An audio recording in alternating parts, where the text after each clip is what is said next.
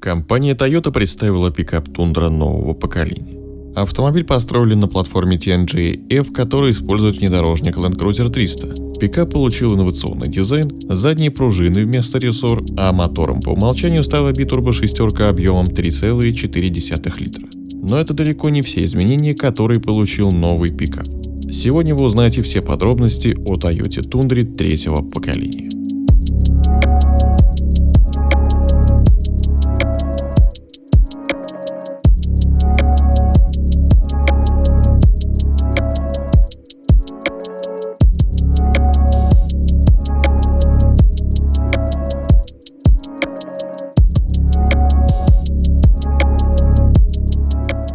Нынешний Toyota Tundra старичок. Он старше даже внедорожника Land Cruiser 200. Пикап второго поколения встал на конвейер 15 лет назад, в ноябре 2006 года. За это время главные американские конкуренты в лице грузовиков от Ford и Chevrolet серьезно модернизировались несколько раз, а RAM вообще отделился от Dodge и превратился в отдельный бренд. Продажи Tundra в Штатах снижаются в течение нескольких лет, тогда как пикапы большой тройки находят по 500-600 тысяч покупателей ежегодно. Но, как вы уже понимаете, покидать этот сегмент Toyota не намерена. Новый пикап был полностью разработан в США силами инженерных центров в Мичигане, Аризоне и Калифорнии. Изменения в дизайне носят эволюционный характер. За облик модели отвечала калифорнийская дизайн-студия Kelty, а стиль, в котором выдержан пикап, получил название Technical Muscle. Характерными чертами новинки стали множественные выштамповки по бокам, боковые стекла с необычной подоконной линией, массивная решетка радиатора с иным узором, по бокам от которой расположены небольшие вертикальные воздухозаборники, и Т-образная светодиодная передняя оптика. Грузовую платформу сделали по такому же принципу, что и в Такоме. Она имеет алюминиевые поперечные вставки, выполняющие роль усилителей. Корма Toyota Tundra третьей генерации обзавелась другими задними фонарями и совершенно новой задней дверью. Она на 20% легче по сравнению с задней дверью предшественника, а кроме того, ее можно открывать с брелка. У базовой Tundra на передней панели располагаются аналоговые приборы, а у тачскрина новой мультимедийной системы она получила функцию голосового управления и дистанционного обновления, диагональ равна 8 дюймов. У топовых версий оснащение побогаче. Это виртуальная приборка диагональю 12,3 дюйма и 14-дюймовый сенсорный экран информационно-развлекательной системы. Он является самым большим в своем классе. Пикап стал первой моделью бренда с новейшей системой аудиомультимедиа, разработанной командой Toyota Connected Technologies в Техасе. У комплекса есть встроенный голосовой помощник и возможность сохранять профили водителя в облаке.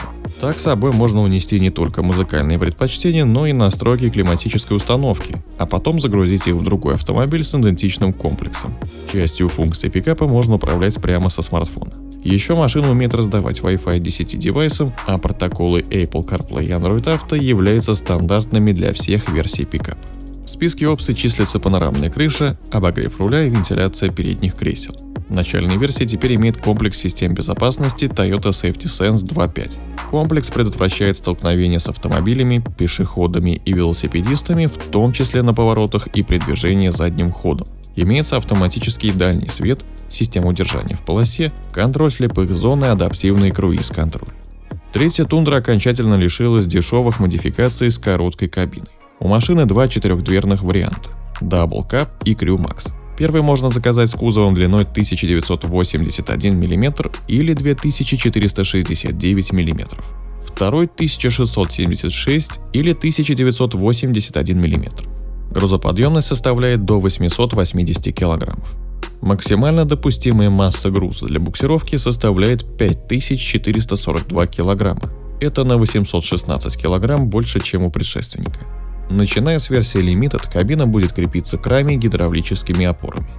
Новая рама намного жестче прежней. Все элементы имеют коробчатое сечение, поперечины сделаны вдвое толще, чем раньше. На смену рессорам задней подвески Tundra пришли пружины. На передней оси появилась новая подвеска на двойных поперечных рычагах. По кругу установлены двухтрубные амортизаторы. Toyota обещает, что пикап стал комфортнее и лучше управляться, а крены кузова сократились примерно на четверть. Также платформа TNGA-F позволила оборудовать машину адаптивными амортизаторами и многорычажной задней пневмоподвеской. Высоту дорожного просвета можно регулировать вручную или довериться автоматике. Предусмотрены положения Normal, Low и High. Полезным это окажется не только на бездорожье, но и при работе с прицепами. Подбором высоты кузова система добьется оптимального баланса. Пакет TRD Sport предлагает заниженную пружинную подвеску, а набор TRD Offroad включает однотрубные амортизаторы Bilstein, внедорожные режимы ездовой электроники, крадущийся круиз-контроль Crawl Control и блокировку заднего дифференциала. А особая гордость Toyota – это исполнение TRD Pro. Полноприводный пикап оборудован перевернутыми 2,5-дюймовыми амортизаторами Fox, усиленным стабилизатором поперечной устойчивости, дополнительной защитой снизу, внедорожными шинами и увеличенным на 28 мм дорожным просветом. Заряженную версию TRD Pro можно узнать по пластиковым накладкам на арках, вентиляционным прорезям в капоте, иному дизайну дисков и дополнительному блоку освещения спереди. Такой тундре положена безальтернативная бензоэлектрическая установка iForce Max мощностью 443 лошадиные силы и 790 ньютон-метров. Она состоит из бензиновой шестерки объемом 3,4 литра и электромотора, встроенного между двигателем и 10-диапазонным автоматом. Электромотор питает никель-металлгидридная тяговая батарея, установленная под задним диваном.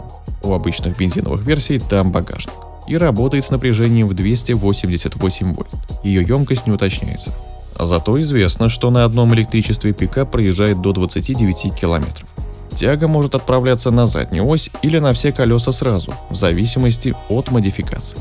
Как и Land Cruiser, пикап Toyota Tundra лишилась классического мотора V8, и теперь ему положен тот же бензиновый битурбомотор V6 объемом 3,4 литра, что и у версии TRD Pro, который получил название iForce без приставки Max. Он выдает 394 лошадиные силы и 649 ньютон-метров вместо 386 лошадиных сил и 544 ньютон-метров у прежней восьмерки. Парой для него служит 10-диапазонный автомат. Привод задний, либо жестко подключаемый полный с понижающей передачей. В начальных комплектациях SR и SR5 новая Тундра предлагается с бензиновым мотором без электрического довеска. В качестве альтернативы предложена гибридная установка iForce Max. Такой агрегат будет доступен только для версии Limited, Platinum, 1794 Edition и TRD Pro. Тундра получила полезную систему Trail Back Guidance, которая поможет при маневрировании с прицепом, и комплекс Straight Path Assist, который облегчит движение задним ходом по прямой. Также у пикапа есть несколько специальных камер для дополнительного контроля за грузом. А в корпуса зеркал встроены специальные светодиодные лампы. Они освещают прицеп за грузовиком в темное время суток. Как и раньше, производство автомобилей наладят на заводе компании в Техасе. Toyota Tundra третьего поколения станет доступна для заказа в конце 2021 года. Тогда же североамериканское подразделение Toyota опубликует дополнительную информацию о пикапе, включая цены.